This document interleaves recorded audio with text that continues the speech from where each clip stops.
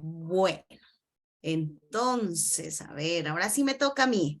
Muy buenas tardes a todos. ¿No? Nos Buenas tardes, prendemos, profe. Buenas tardes, profe. Buenas tardes. prendemos las cámaras un Buenas ratico. tardes, profe. Prendemos las cámaras. Muchas gracias. Muy buenas tardes. Gracias a aquellos que están prendiendo la cámara. ¿Sí? Gracias nuevamente por estar aquí participando, por estar presentes en este encuentro. Ahí está Addison, muy bien, por allí la veo a Lucy, Héctor Luis Castillo, Narly. A ver, ¿con quién es que está Narly, ah? Uy, no, el que come solo Hola, muere profe. solo. Con Héctor. Aquí Hola, estamos profe, ¿cómo presentes. está? Héctor, el que come solo muere solo. Sí, no me da. Ella ya come. Keider, mucho gusto. Carlos Landazuri. No, por ahí los veo. Eso, muy bien. Elmer. ¿Cómo está, Elmer? Qué gusto los tiempos que los veo. Hola, Be. Hola, Be, ¿cómo está? José Schneider. Por ahí lo miro a José Schneider. Eso, muy bien. Mucho gusto. ¿Y aquí quiénes que están estas dos chicas? Luli. Luli y Jenny. ¿Sí? Luli y Jenny. Mucho gusto. ¿No? Qué gusto, pues, encontrarnos en esta ocasión. Espero, como les decía anteriormente, estar de la manera más pronta, podernos encontrar allá ya en Barbacoas nuevamente y poder compartir pues ustedes todos estos conocimientos que ustedes tienen, porque yo siempre he considerado que el conocimiento es mutuo, ¿no? Eso es el conocimiento por parte y parte de ustedes. Muy contenta con el trabajo que están realizando. Como ustedes saben, nosotros tenemos únicamente 4 momentos. Ya este es el segundo momento, ya lo presentaron. Yo les decía a ustedes que estaba pendiente de una compañera que es Kelly Joana Montaño Cortés. No sé si en estos momentos ya está aquí, pero sería la única compañera que me faltaría a mí para presentarles, para terminar. O sea, los demás todos ya han presentado la actividad número 2. Eso me es gratificante, pero entonces también quiero que esa actividad me la compartan. Me gustaría que me compartan la experiencia que ustedes tuvieron. Recordemos nosotros que dentro de lo que es la didáctica de los saberes propios, qué importancia tiene el conocer del otro, el saber del otro. Y para eso, pues nosotros fue que realizamos la entrevista con muchos personajes de nuestro contexto y me gustaría que ustedes me cuenten su experiencia. ¿Qué me puede contar Héctor Luis? Hola, profe. Buenas tardes. ¿Cómo están? Buenas tardes.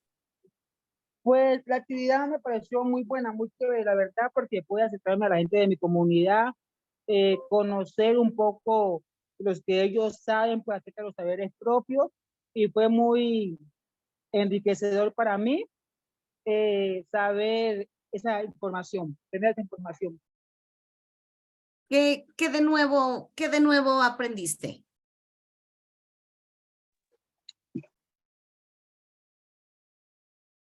Algo que tú, para ti fue nuevo. Bueno, profe, algo nuevo que yo aprendí, eh, ¿cómo le digo? Dentro de la entrevista, la señora, pues, que yo entrevisté, que fue una estudiante de la comunidad, de la comunidad, estudiante universitaria, me compartía que ella había vivido experiencias traumantes, ¿verdad? Dentro de los espacios.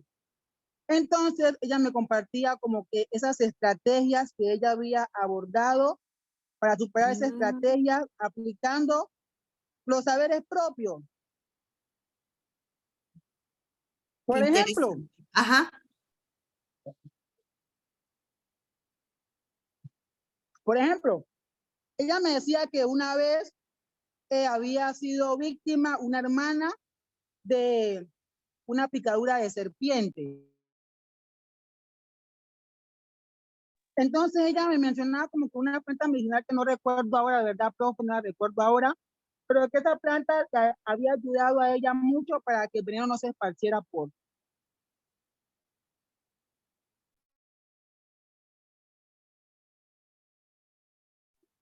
¿Me escuchó, profe? Esa última parte no la escuchamos. Esa última parte. Está lloviendo acá, qué pena. Bueno, la idea pues es que tú nos quieres comentar cómo a través de una planta medicinal del contexto se evitó la infección de una picadura de una serpiente, ¿no es cierto? Eso Sí, es como un aprendizaje. ahora pues no lo tengo claro porque ya pues, bueno. Ella me decía pues que el proceso había sido moler una planta medicinal que no recuerdo ahora muy bien y aplicarla en la picadura de serpiente. Entonces el proceso que hacía esta planta era como que succionar, atraer ese veneno para que no se esparciera. Entonces me pareció muy interesante, muy importante, la verdad. Bueno, muchísimas gracias por tu participación. Heider Cabezas, ¿cómo le fue con la entrevista? Qué pena. Buenas tardes, profe. Buenas Para tardes. mí fue una experiencia bastante enriquecedora y me confirmó algo que he venido pensando ya desde que inicié la licenciatura y pues atrás también algo, porque demuestra que las personas tienen conocimiento sobre lo que son saberes propios y reconfirma que el Ministerio de Educación debe tener un diálogo horizontal, como lo veníamos hablando en semestres anteriores, con las comunidades. No es llegar, enviar docentes a diferentes comunidades a llenar a los estudiantes de información, sino también entender que esas comunidades tienen unos saberes, tienen unos conocimientos, tienen unas formas de vida, una cosmovisión, una forma de ver el mundo y que también es respetable. Entonces, siempre me remito a lo que son las pruebas IFES y lo que son los exámenes de estado, como Colombia siendo multiétnico y pluricultural, no se tiene en cuenta en la práctica esa diversidad y ese conocimiento, esa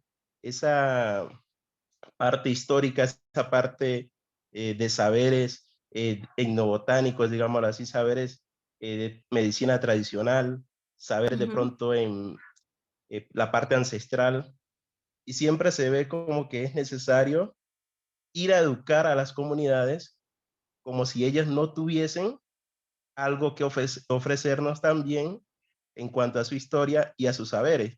Entonces me pareció muy chévere, reconfirmó muchas cosas y la docente que me dio la entrevista estaba bien documentada sobre el tema y pues tuvimos una charla amena, me pareció bastante informativa. Muy bien, muchísimas gracias por esa participación. De igual, lo que tú acabas de decir es lo que yo les vengo diciendo todo el tiempo. Y la educación propia, los saberes propios, nos llevan a eso, ¿sí? Nosotros todos lo que tenemos es conocimiento. Simplemente lo que tenemos que hacer es compartirlo con el otro. Cuando yo les hablo del conocimiento y les digo que la tecnología, a veces ustedes dicen, no, es que la tecnología está haciendo que los niños miren lo de afuera y se están olvidando de lo propio. Eso considero yo personalmente como maestra que es incorrecto. ¿Por qué razón? Porque es que nosotros los etnoeducadores debemos buscar la estrategia y por eso mire que es la didáctica, las estrategias didácticas que nos permitan que nosotros utilicemos la tecnología para dar a conocer lo nuestro, para dar a conocer nuestra cultura, para dar a conocer nuestros saberes propios, ¿no? Eso lo vamos a mirar más adelantico. Carlos Landazuri. Profe, muy buenas tardes. Muy ¿Sí me buenas escucha? tardes. Sí, señor. Profe, para mí fue muy gratificante realizar esa entrevista porque pues me encontré con una señora, de hecho es profesora versada en la materia, porque pues ella es una de que pertenece a la Mesa Municipal de Barbacoas, de impulsando a las mujeres barbacoanas a defender sus derechos y también a esa igualdad que tanto piden las mujeres a nivel nacional y a nivel del mundo. Es gratificante ver personas que todavía manejan ese conocimiento intacto, ese conocimiento, pero pues a la vez también es triste, porque pues el conocimiento que nosotros observamos en aquellas personas solamente es un conocimiento oral, o sea que no tenemos nada escrito, nada que nos permita a nosotros una fuente que nos permita a nosotros directamente llegar y encontrar ese conocimiento. ¿Por qué? Porque las personas en nuestro medio muy poco escriben, pero usted sabe que como nadie es eterno, en cualquier momento se van las personas y se va el conocimiento con ella. Entonces es triste porque no hay una política a nivel municipal, departamental o nacional que trate pues como que de recopilar esos conocimientos de estos pueblos, esos saberes milenarios, esos saberes que de generación en generación todavía perviven en nuestro territorio. Eso le cuento pues. Pero lo que pasa es lo siguiente, mira que nosotros a través de la licenciatura en etnoeducación y cuando el profe Mario nos habla de los procesos de investigación y de igual el profesor también ¿qué es? El otro compañero, se me fue el nombre. Nosotros estamos hablando de que realmente esos procesos investigativos se escriban y trasciendan y se construyan, ¿ya? Y que ustedes no solamente se queden en ese proceso de estudiar la licenciatura y de generar un proceso investigativo en la licenciatura, sino que esos procesos continúen en otros procesos que pueden ser las maestrías, los doctorados, o sea, que se amplíe como más ese conocimiento, que se lleve más a los estudiantes. Yo les decía, y alguien no recuerdo quién, y debe estar aquí porque eso es fijo que está aquí, me dijo, ay, es que usted tira duro y cuando le tira a uno, le tira de frente y le duele y le da donde le duele. Y yo siempre les digo, si nosotros estamos aquí por el título, estamos mal. Estamos en el lugar equivocado, estamos como la casita roja de la vivienda, en el lugar equivocado. Pero si estamos con el fin de construir procesos de cambio, procesos de mejoramiento y de construcción de nuevos conocimientos, de nuevos cambios en nuestras comunidades, estamos donde debemos estar. Porque es que ese es el papel fundamental del maestro y más aún el papel fundamental del etnoeducador, donde la Constitución a partir de 1991 nos permite y nos amplía y nos permite, realmente nos da el espacio, digámoslo así, porque no nos neguemos que no nos dan el espacio, sí nos han dado el espacio, lo que pasa es que a veces nosotros no sabemos aprovechar esos espacios, ¿no?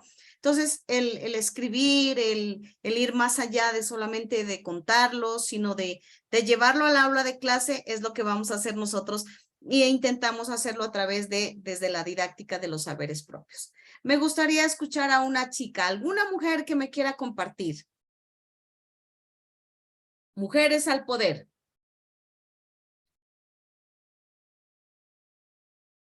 ¿Ven esas mujeres? ¡Qué cosa! Caroline, Nelly, Luzaide. ¿Qué se me hicieron las mujeres? Vicky, Rúa.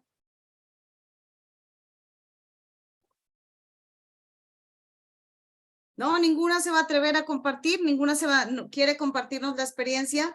Mabel Ceballos. Nelly Castillo. ¿No?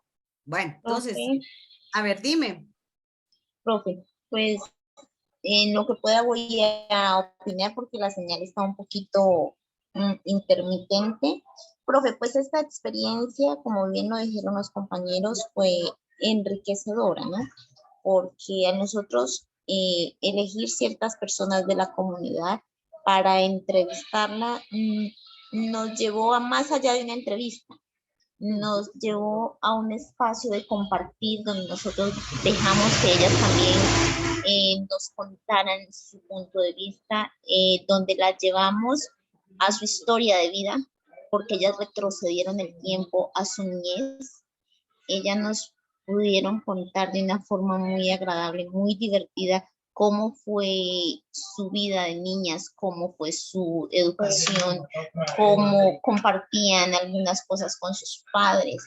Y pues llegamos a la conclusión que entre la época de ellas y la nuestra estamos muy lejos, muy alejadas de lo que en realidad eran nuestras tradiciones. Profe, entonces, mire que ellas compartían en unos escenarios maravillosos que ya nosotros, la verdad, no los utilizamos. Ellas se reunían en los ríos, ¿cierto? No solo para lavar su ropa, sino que también para compartir sus aprendizajes, cosas que nosotros ya no lo hacemos. Ellas practicaban otros juegos, cosas que nosotros ya no los conocemos.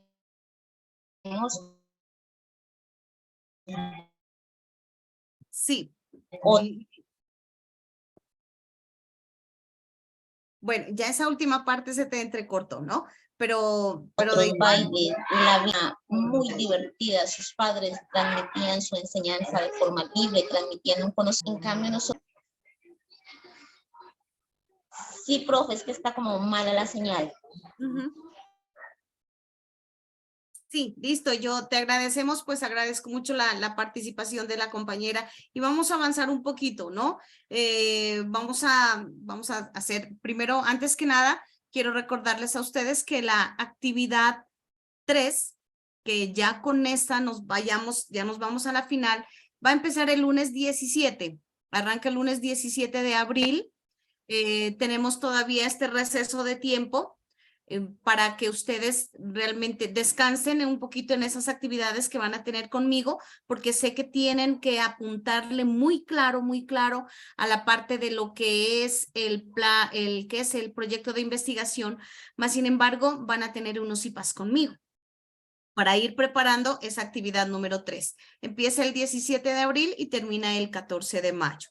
Durante estas semanas, yo más o menos los profesores me van a compartir el número de grupos que hay y estos días, estos tiempos van a ser unos tiempos para la realización de CIPAS, ¿no? La idea es desarrollar unas metodologías que posibiliten el diálogo y la revitalización de los saberes propios con las comunidades étnicas, promoviendo la comprensión de otros marcos epistemológicos culturales. Es decir, cómo nosotros podemos revitalizar nuestra lengua propia a través de otros contextos, a través de otras estrategias didácticas, a través del saber también que tienen otras personas u otros métodos también.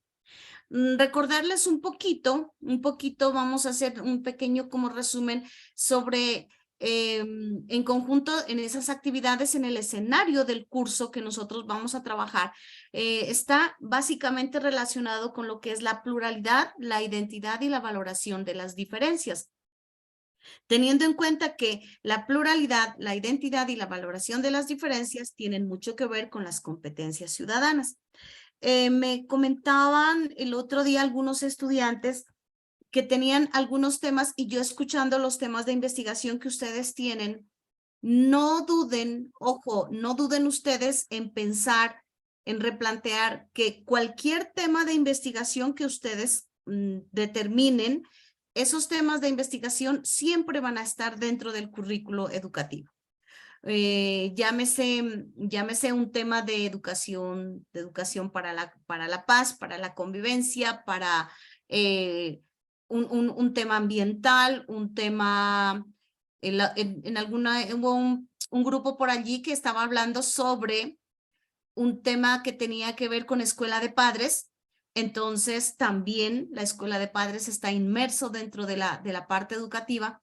Y todo es como apuntándole a un determinado tema, ¿sí? Todos los temas, a pesar de que nosotros dentro de lo que es nuestro curso, que es la didáctica de los saberes propios, está enfocado a las competencias ciudadanas, nosotros vamos a abordar el plan de aula desde cualquier área del conocimiento. Tengo un grupo en otro nodo que está trabajando, por ejemplo, temas de matemáticas, ya temas de lengua castellana. Entonces, no necesariamente tienen que ser temas que tengan que ver con relación, digamos, con las competencias ciudadanas, sino con todos los temas del saber.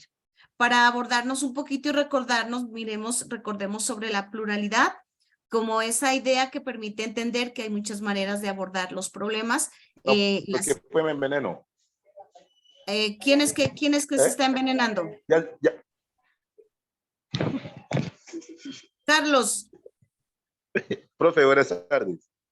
¿Qué es que se está envenenando? Profe, buenas tardes. No, profe, no, tranquila. Simplemente era, acá una recocha, tranquilamente. Apaguen esos micrófonos, carambas. Pongámosle atención, ¿no? Le solicito a Carlos apagar micrófonos, ¿sí? Gracias. La pluralidad como esa idea que permite abordar los problemas y las situaciones de los contextos. Es decir, nosotros hablaba, por ejemplo, el profesor Esteban hablaba en resiliencia sobre todos los problemas que tienen las personas y cómo nosotros podemos entrar en un momento determinado a solucionar ese tipo de conflictos.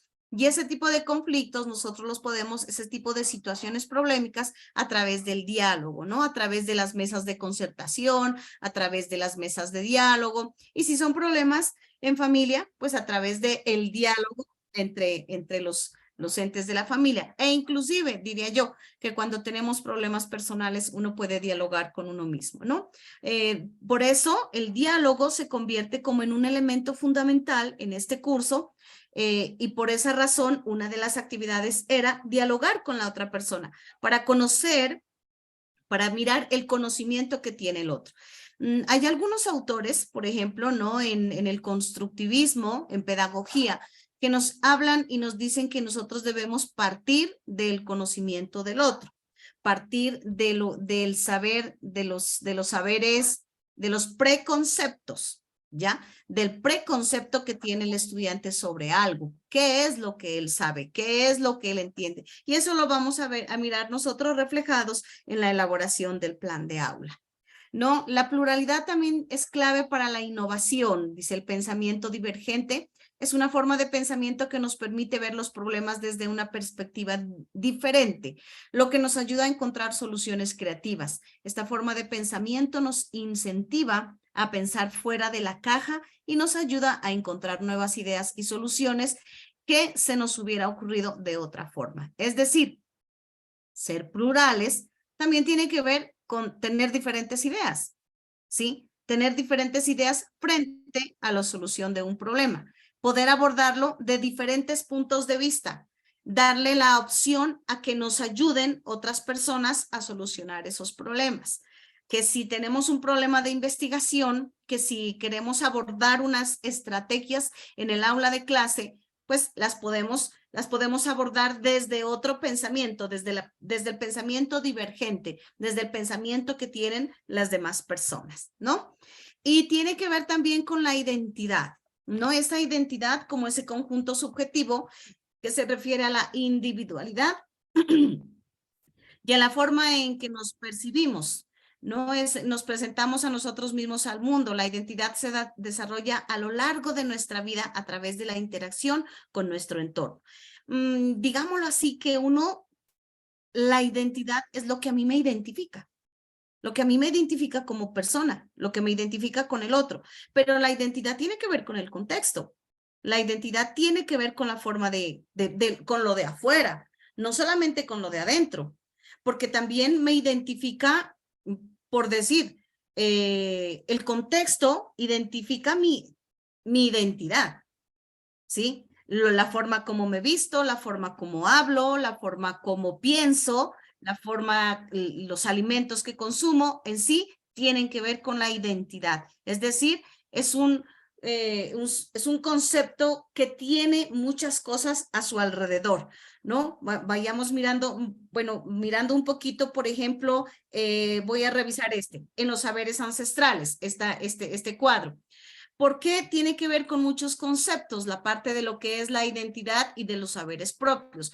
Porque los saberes ancestrales tienen que ver con lo social y lo cultural, tienen que ver con la formación, la transdisciplinariedad, el desarrollo sustentable, ambiental y económico. Es decir, por ejemplo, ¿sí? Ese saber tiene que ver con lo social y cultural porque tiene que ver con los valores que tiene mi comunidad afro, con la integración y con la idiosincrasia que hay. con la forma de ser que tienen las personas. Tiene que ver con la formación, es decir, con esas formas de vida, con esas tradiciones, con esas costumbres, con eso que tienen, con una serie de elementos que tienen las personas. Tiene que ver con el legado generacional. Y ese legado, mire que nos permitió a nosotros verlo y reflejarlo en las entrevistas que nosotros hicimos. En esas sabedoras, digo yo, en esas personas que tienen el conocimiento, en ellas tiene que ver ese legado generacional y con la diversidad de saberes, ¿no? Diversidad de saberes como tal. Es transdisciplinar el saber ancestral. ¿Por qué? Porque tiene que ver con la diversidad de áreas, ¿no? Cuando el profe Mario les hablaba sobre la diversidad de áreas, y el compañero nos estaba hablando sobre una determinada área, sobre el juego como tal, pues claro, tiene que ver con mucho. Si nosotros vamos a hablar del folclore como un elemento importante de nuestra región, ¿sí? Porque yo siempre he dicho, las comunidades afro, las comunidades negras, se caracterizan por la alegría, por el folclore, por eso nos reíamos cuando el profe Mario les dio la palabra a todos y todo el mundo empezó a hablar. Y es eso, ustedes son la alegría, esa es la esencia de ustedes. Pero resulta que ese folclore, sí, tiene que ver con muchas cosas. Si hablamos de folclore, hablamos de ciencias sociales, porque el folclore forma una línea, una característica de las ciencias sociales. Pero el folclore tiene que ver también con la educación física, porque la educación física es el movimiento, la coordinación, ¿sí? Tiene que ver con la música, porque en la música está el ritmo, ¿sí? Está el compás, tiene que ver con las sociales también en la lateralidad, porque tiene que ver con izquierda, derecha, adelante, atrás.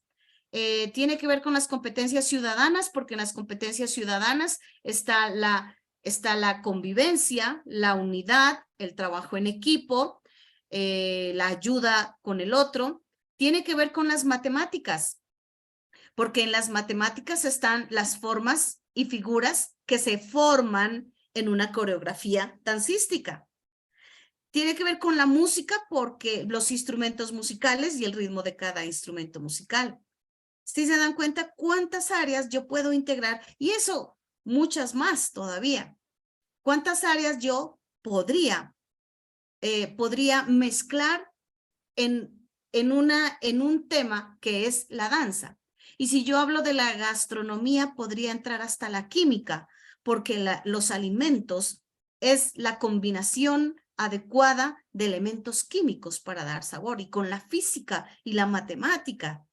Y entonces, ¿cómo es que uno puede realmente llevar a trascender un tema, una parte de nuestra cultura? ¿Sí me están escuchando? Sí, profe. Sí, profe, le escuchamos. ¿Cómo están calladitos?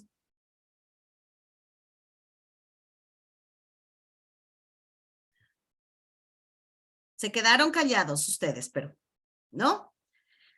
Los límites disciplinarios, No, ¿no? profe, le estamos escuchando. Esos límites disciplinarios, que es ese límite. Cuando yo hablo de un límite disciplinario, es cuando hablo de una determinada asignatura, cuando hablo y cómo la puedo delimitar en los ejemplos, en el ejemplo anterior que yo les daba a ustedes, ¿no? Y la imbricación de arte y ciencia, es decir, cómo yo puedo volver unir todo eso que tiene que ver, todo ese saber ancestral, todo eso que lo llamo arte como saber ancestral, con la ciencia, es decir, con esa ciencia de conocimiento. Cuando yo puedo convertir ese conocimiento, esos saberes, en una interpretación artística, en algo que trasciende más allá, que yo puedo llevar más allá de las culturas. De ese desarrollo sustentable, que es el aprovechamiento de la conciencia adecuada, pero de esa conciencia y de ese aprovechamiento, ¿de qué? De ese aprovechamiento del saber ancestral, ¿ya? Cuando hay una preservación, dice, del ambiente, cuando hay una preservación y una conservación y uso racional de los recursos. Pero es que sucede que cuando el saber ancestral tiene que ver con la conservación y la preservación y el uso racional de los recursos, yo le debo apuntar hacia allá. Debo realmente apuntarle. Que todo el saber ancestral realmente me dicen, bueno, las plantas medicinales, perfecto, el uso de las plantas medicinales, pero yo debo llevar a que ese recurso que son las plantas medicinales no se acaben, que no acabe el medio ambiente, que realmente no se esté haciendo daño, que yo pueda retomar un conocimiento ancestral, pero que en un momento determinado ese conocimiento ancestral tampoco le haga daño al medio ambiente. Pero si nosotros nos vamos a esos conocimientos ancestrales, ninguno de los conocimientos ancestrales hacen daño al medio ambiente, ¿no es cierto? En la economía es la satisfacción de las necesidades, la producción y la comercialización artesanal. Cuando yo hablo de la economía, dentro de la economía se habla de la producción, no solamente se habla de esa comercialización artesanal, sino, por ejemplo, de esos elementos de la cual son productivos y puedo generar unos recursos naturales. Y recuerden ustedes que esa producción de ciertos recursos naturales, de ciertos alimentos que pueden ser ancestrales, ¿sí? Que tienen un saber ancestral. Les pongo un ejemplo, el borojó, ya como un elemento ancestral. Cuando yo puedo hacer esa producción, debo tener en cuenta que realmente ese producto se haga una satisfacción a unas necesidades de la gente. Cuando el producto satisface las necesidades de la gente, yo estoy mejorando la economía, mi economía. Entonces, todo eso yo tengo que evaluar también. Pero todos esos elementos, y ahí faltarían unos elementos, faltan todavía muchos elementos, porque tiene que ver, por ejemplo, con la parte geográfica, con la ubicación, con los sitios sagrados, con los sitios que son importantes en cada una de las regiones de ustedes. Y en la parte sociocultural, pues con las costumbres, las tradiciones, con los mitos, las leyendas, los cuentos, bueno, con todo eso. Pero si yo regreso un poquito acá digo que el diálogo como tal, ¿sí? Es la base fundamental de esa revitalización de esos saberes, ¿ya? ¿Por qué razón? Porque cuando yo hablo con el otro, me doy la oportunidad de conocer más de mi contexto, me doy la oportunidad de conocer más de lo que a mí me está rodeando, digamos, de ese saber propio, ¿ya? Pero ese saber propio yo lo debo llevar al aula de clase. ¿Y cómo lo llevo al aula de clase? Pues a través de unas didácticas. ¿Y qué son las didácticas? Por eso han escuchado ustedes hablar de la estrategia didáctica, ¿ya? La estrategia didáctica tiene que ver cómo yo llevo ese conocimiento, ¿sí? ¿Cómo llevo ese conocimiento al aula de clase? Hay muchas formas de llevar ese conocimiento al aula de clase. Los que son maestros en ejercicio lo saben, pero nosotros tenemos que ser muy cuidadosos de no mezclar lo propio con lo nuevo, muy cuidadosos de no dañar realmente, por ejemplo, usar la tecnología sí, pero de no dañar el conocimiento propio. El conocimiento propio se lo debe de preservar. Qué bueno fuera que nosotros podamos, por ejemplo, llevar a un sabedor, a un conocedor, a estas personas con las que ustedes hicieron las entrevistas, poderlas llevar al aula de clase para que sean ellos quienes participan y quienes les dan el conocimiento a estos niños, ¿no?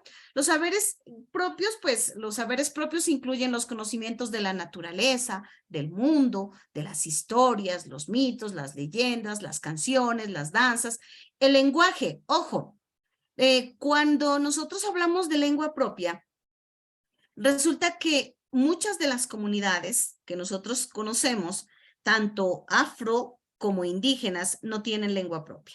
Se ha perdido. que muchos de ellos están procurando rescatar la lengua propia, eso es cierto.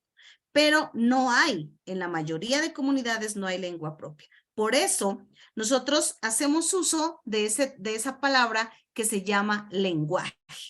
Cuando hablamos del lenguaje propio, el lenguaje ya es visto como esas historias, esos mitos, esas leyendas, esas danzas, porque las danzas, los mitos, las leyendas, las historias, las costumbres, todo eso, sí, es una forma de lenguaje. La forma de vestirse es un lenguaje. La forma de hablar es un lenguaje.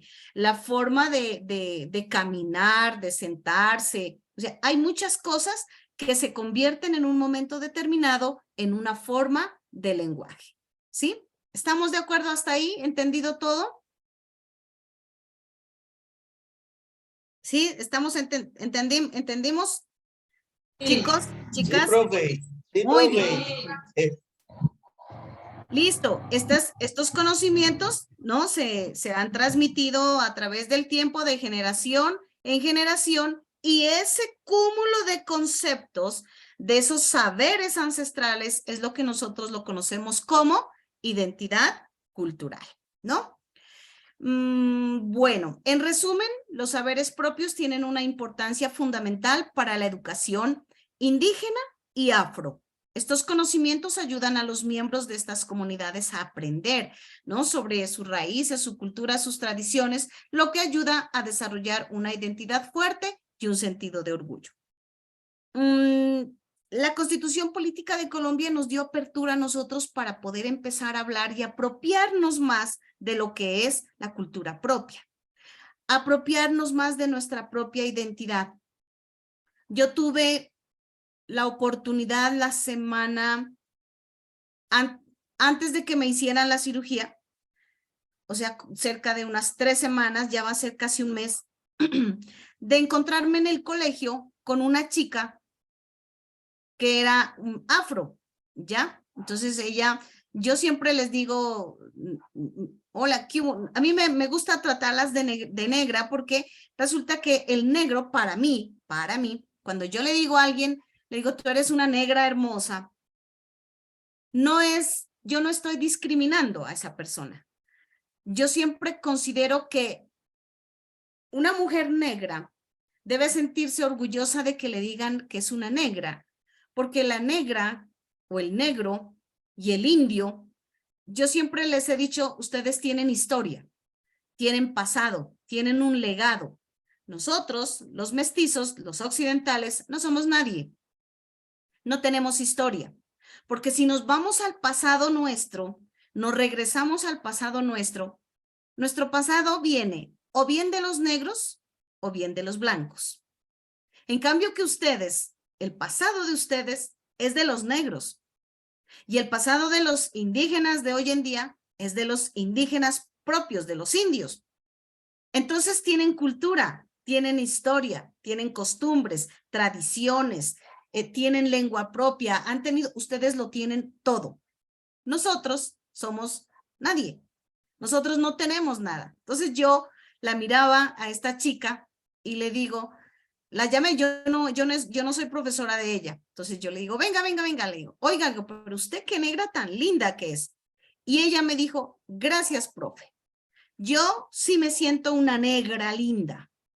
Y tenía un afro, pero así, la cabeza así, una melena, pues me llamó la atención, fue el cabello de ella. Le digo, tienes un cabello hermoso. Dijo, sí, yo soy de Barbacoas. Soy de Barbacoas. Mi mamá es de Barbacoas. Me enseñó a amar mi raza, a sentirme orgullosa de ser negra. Y ella me ha enseñado mucho sobre el cabello, a lucir mi cabello, a cuidarme mi cabello. Y estamos en un proceso, en un proyecto de mujeres empoderadas en nuestro cabello, en nuestros rizos como negra. Pero a mí me fascina, profe, yo soy orgullosa, me decía, a cada rato me decía, yo soy orgullosa de ser negra. Y yo cada vez que la veo, me acuerdo de ustedes. Sí, me acuerdo de mis estudiantes de Barbacoas. Y me enorgullece también tener una estudiante joven, porque ella debe estar entre los 14 o 15 años, con ese orgullo de su raza. Y miren, eso es. O sea, cuando nosotros tenemos una identidad de nuestra cultura, eso nos va a permitir a nosotros sentir realmente ese orgullo y poderlo transmitir. Porque es que si no me siento orgullosa de lo que yo soy, no lo puedo transmitir. Si yo como maestra no me siento apropiada de mi papel de maestra, no me siento apropiada de lo que yo hago, pues no lo puedo transmitir. ¿Cómo transmito a ustedes el amor por la docencia? El amor por la etnoeducación, siendo una buena maestra, una buena etnoeducadora, mostrándoles que el rol que nosotros ejercemos como tutores, que en el trasfondo es ser maestro, es un rol que debe dejar huella y que debe dar ejemplo. Y asimismo es la transmisión de la cultura. Quería comentarles, hacerles como ese pequeño comentario de esa experiencia de lo que es la apropiación de la cultura y el orgullo que nosotros, como ustedes, pues como comunidad negra, están haciendo en los estudiantes. No crea que no lo están haciendo, lo están haciendo. Poco a poco, tanto las comunidades indígenas como las comunidades afro están logrando poco a poco que sus niños y sus niñas se vayan empoderando de ese papel que tienen como comunidades, ¿no? La didáctica de los saberes propios permite también aplicar un enfoque interdisciplinario del cual nosotros ya habíamos hablado, sí, que ofrece una educación integral y flexible. ¿Por qué integral y flexible? Pues se convierte en integral porque integra muchas áreas, se convierte flexible porque nos da la oportunidad de hablar de muchos temas, ¿sí? Estoy mirando, profe Mario, no sé si está allí, estoy mirando que se me están retirando los estudiantes, ¿no? Para la próxima no les voy a hacer válido que estén toda la tarde y que me dejen a mí aquí, a mí sola, ¿listo? Espero que no se retiren más. De igual, este es un trabajo en equipo, es un trabajo entre todos, para que nosotros podamos hacer un trabajo interdisciplinario en las aulas de clase. Necesitamos como que el apoyo de los padres de familia, el apoyo de los demás profesores, el apoyo de la comunidad y también pues el apoyo de los mismos estudiantes, para que realmente nosotros podamos hacer un trabajo interdisciplinario en el aula de clase, ¿no? Voy avanzando, yo sé que ya están cansaditos todos, vamos en esa etapa. Y un poquito, pues, ¿no? Para continuar con eso es las enseñanzas sobre la diversidad cultural, que es un tesoro que todos debemos valorar. La idea mía siempre es enfocarme en eso, enfocarme en esa diversidad y en ese orgullo de ustedes como comunidad, tanto de comunidad negra como las comunidades afro, y eso, cuando esa diversidad, cuando nosotros tenemos ese empoderamiento de la diversidad cultural, nos ayuda nuevamente a abrir nuestra mente, a abrir esas expectativas, a abrirnos al mundo, a abrirnos al cambio, a entender que realmente nosotros formamos parte de esta sociedad. Que a veces nosotros no es que nos discriminen los demás, es que a veces nosotros mismos nos sentimos discriminados ante los demás. Entonces, eso es algo muy, pero muy importante, ¿no? Mire que no era mucho. De igual, ahorita les voy a indicar, voy a dejar de compartir aquí, les voy a indicar a ustedes el anexo que vamos a trabajar. Este anexo lo vamos a trabajar durante los CIPAS. Vamos a estar todos ubicados en los CIPAS. No sé si, profe Mario, ¿está usted por ahí? Sí, profe. Ya, profe Mario, ¿cuántos grupos hay de trabajo, más o menos? En lo que registré hoy tengo 10. 10, 11. Porque faltaron algunos estudiantes, pues que no. Bueno, pongámosle que hubieran unos 15 grupos, ¿sí? Hagamos un ejercicio con 15 grupos para los estudiantes. Entonces, yo los invito a que ustedes se inscriban en el grupo de WhatsApp, 5 grupos para arrancar, para hacer el primer CIPAS. Entonces, yo voy atendiendo de 5 en 5. 5 grupos un día, 5 grupos otro día y 5 grupos al otro día. ¿Para qué? Para realizar el plan de clase. Porque la actividad que nosotros debemos realizar ¿sí? La actividad que nosotros debemos realizar, a ver, se las voy a indicar aquí. Esta creo que es, ¿sí? Esta es. La actividad que nosotros debemos realizar, miren, aquí es en grupo colaborativo. Aquí estoy, miren. En grupo colaborativo, construir un plan de clases en donde se evidencie el empleo de metodologías didácticas enfocado en los saberes propios de las comunidades. Entonces, ¿qué tenemos que hacer? Un plan de clase. Para elaborar este plan de clase, nosotros tenemos que realizar el tiempo de la clase, el curso, los derechos básicos de aprendizaje por áreas en el que se desarrolle la clase, el desarrollo de la clase inicio, desarrollo y fin y la estrategia de evaluación. En esta partecita es de gran importancia que ustedes tengan en cuenta, sí, que cuando hablamos de los derechos básicos de aprendizaje, vamos a necesitar muy claro tener los lineamientos curriculares de las áreas. Entonces, cuando ustedes seleccionan un tema de investigación, ese tema de investigación lo van a enfocar en un área determinada. No importa que ustedes trabajen con escuela de padres o trabajen con madres comunitarias o trabajen con, pero todo tema que ustedes seleccionan junto conmigo lo vamos a enfocar en un área determinada. Al enfocarlo en un área determinada, puede ser matemáticas, español, ciencias naturales, sociales, ya ustedes también definirán el grado. Por eso aquí dice, ¿sí? El área y el grado en el que se desarrolle la clase. Recuerden, no tener en cuenta siempre tener en cuenta que cuando se habla del grado, ya, del grado, los estándares de competencia y los derechos básicos de aprendizaje vienen por grados. El niño, el estándar se cumple en el grado 3º, 5º, 7º, 9º y 11. ¿Sí? Ahí se cumple el estándar. Entonces, si yo voy a trabajar con los niños de grado 3º, de 2º, debo tener los estándares de 1º a 3º. Y cuando voy a trabajar con los niños de 4º, debo tener en cuenta los estándares de 4º a 5º. Pero eso lo vamos a trabajar en el CIPAS, no se vayan a preocupar, ¿sí? De igual, vamos el desarrollo de clase, que es el inicio, el fin, el intermedio de la clase y la estrategia de evaluación. Para ello, nosotros tenemos que enviar un trabajo con normas APA, con portada, ¿sí? Comprendió las respuestas por cada estudiante, el desarrollo del plan de clase y la bibliografía. Esto es súper importante, ¿ya? Para poder realizar el plan de clase, entonces sí, nosotros vamos a necesitar tener en cuenta este anexo. En este anexo, ¿sí? En este anexo, ¿qué nos pide? El nombre de la asignatura, el grado, el horario, nos pide el título de la clase. Entonces, el título de la clase va relacionado al tema de investigación que van a hacer. Por decir, yo escuchaba por ahí un tema que hablaba sobre las plantas medicinales. Entonces el título de la clase serán las plantas medicinales, ¿sí?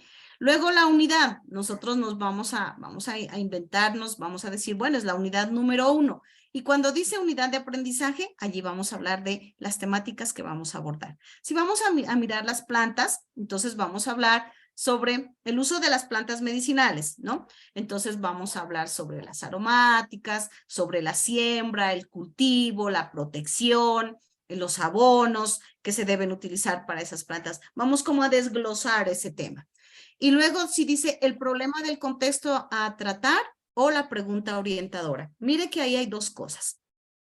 En esta partecita, ¿sí? Aquí, ¿sí se alcanza a observar? Donde yo subrayo. Sí, señora. Ya. En esta partecita, cuando hablo del problema o del contexto a tratar, hay dos situaciones. Yo puedo abordar, es decir, definir el problema, describir. Yo puedo hacer una descripción del problema o puedo hacer una pregunta orientadora. Por eso dice o, ¿sí?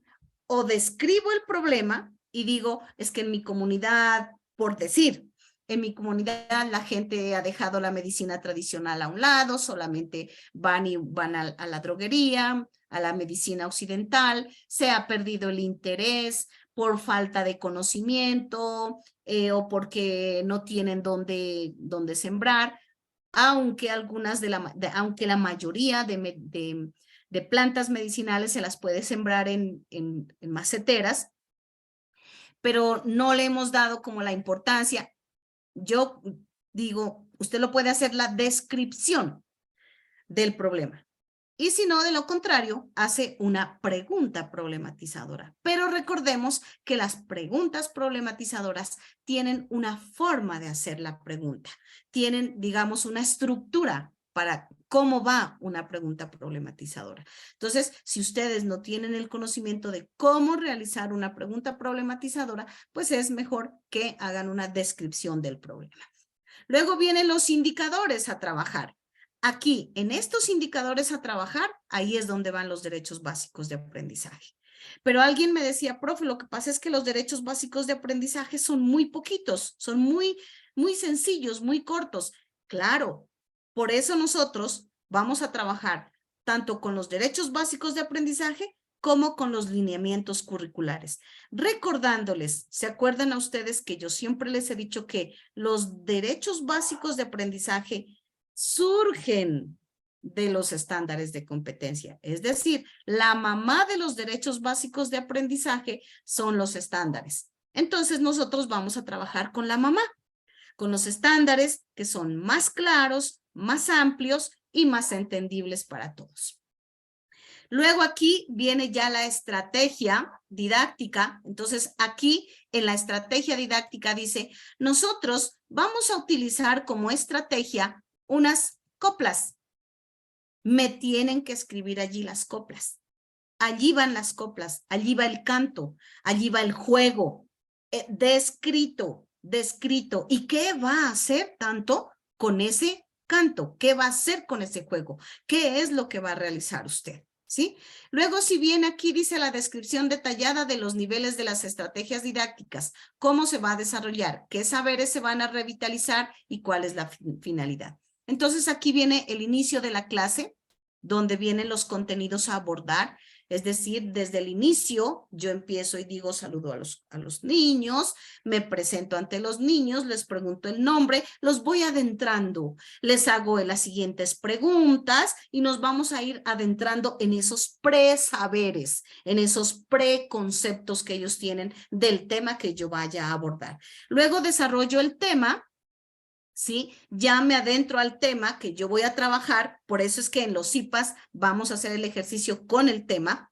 Me voy, desarrollo el tema, desarrollo la clase, cómo es lo que la voy a trabajar y realizo el cierre al finalizar. Y al finalizar, como cierre, requiere que nosotros hagamos una evaluación, pero resulta que nosotros tenemos un mal concepto de lo que es la evaluación. Nosotros siempre consideramos que vamos a evaluar a través de un examen y eso no es así, porque yo puedo evaluar a través de un juego, ¿sí? Si voy a hablar sobre las plantas medicinales, llevo elaborado unas estrellitas con el nombre de las plantas medicinales detrás de la estrella y las ubico en el tablero, las ubico y les digo, niños, vamos a jugar, o las cuelgo en la parte de adelante del salón y les digo, niños, vamos a jugar, vamos a hacer una evaluación en forma de juego, vamos a jugar al alcanza la estrella. Entonces, el niño XY, el niño José L. Snyder va a venir acá adelante y va a alcanzar una estrella, va a brincar y va a alcanzar una estrella y el niño salta, saca una estrella y mira, oh, la manzanilla. Entonces, José L. Snyder, usted les va a contar a sus estudiantes para qué sirve la manzanilla. Y el niño se supone que debe haber estado atento, José L. Snyder debió haber estado atento en la clase, por lo tanto nos va a dar el concepto de lo que es la manzanilla. Sale la niña Mabel Ceballos, coge otra estrella, ¿sí? Y dice, nómbrame una aromática de ustedes, de por allá. Toronjil o limoncillo. Bueno, el limoncillo. Entonces usted ya no le va a decir el limoncillo, ¿cuál es el uso? No, usted le va a decir cómo se cultiva el limoncillo. Mire, que es otra pregunta totalmente diferente. Y es una manera de evaluar. Usted está evaluando a través de un juego, los niños se divierten y entonces resulta que no sabe.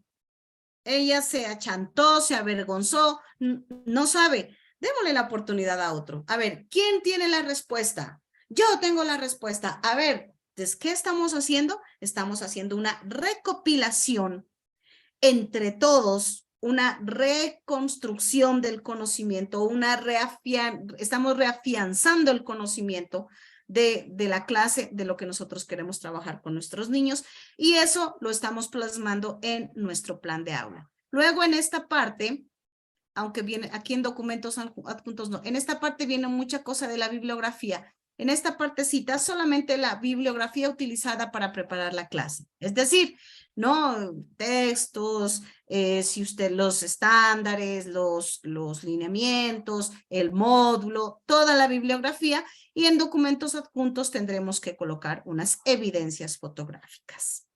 Listo. ¿Alguna pregunta, alguna inquietud?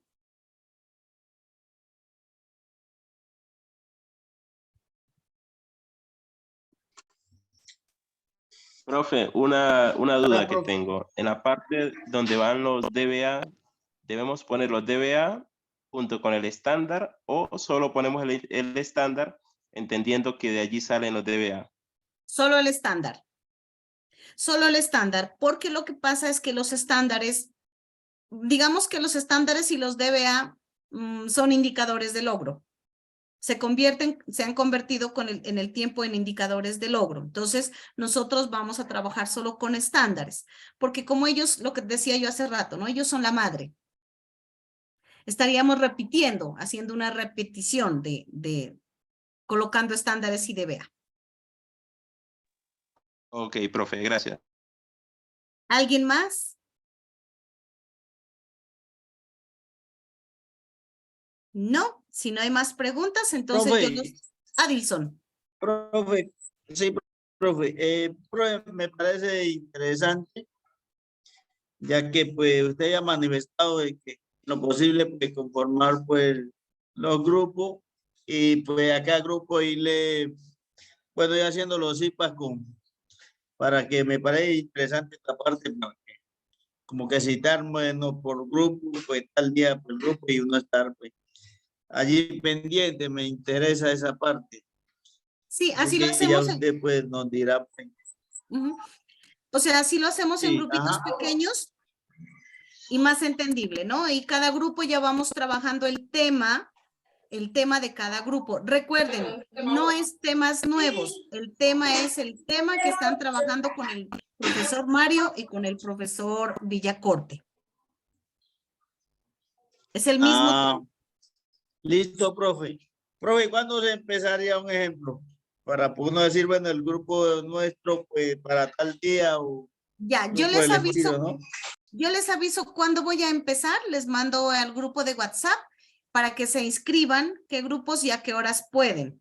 Yo les voy a, por decir, les digo el lunes 17 a partir de las 3 de la tarde o a partir de las 4 o de las 5 de la tarde. Entonces empieza cada media hora un grupo. Bueno, listo, profe, ok. Listo, bueno. Bueno, entonces, si no es más, estimados estudiantes, pues yo les agradezco los que se quedaron, les agradezco la asistencia, les voy a llamar la próxima vez la atención a los que se fueron. Y pues eso es importante que ustedes estén porque después andamos como perdidos de las actividades que tenemos que realizar. Profe Mario. Profesora Cristina. Entonces, damos por finalizado el curso. Por favor, me colabora, vamos a parar la grabación.